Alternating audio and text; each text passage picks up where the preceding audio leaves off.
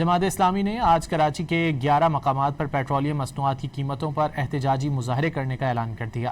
امیر جماعت اسلامی کراچی منم ظفر نے کہا کہ عام آدمی کو انصاف دلانے کے لیے احتجاج کریں گے۔ امیر جماعت اسلامی کراچی منم ظفر خان نے ادارہ نور حق میں پریس کانفرنس کرتے ہوئے کہا کہ کراچی کی صورتحال کسی سے ڈھکی چھپی نہیں ہے۔ میئر کراچی کی کارکردگی منفی زون میں ہے، شہر کا انفراسٹرکچر تباہال ہے، میونسپل ٹیکس کے نام پر اربوں روپے اکٹھے کیے جا رہے ہیں، K4 منصوبے پر کوئی مثبت ورکنگ نہیں، کراچی کے شہری مہنگا پانی خریدنے پر مجبور ہیں۔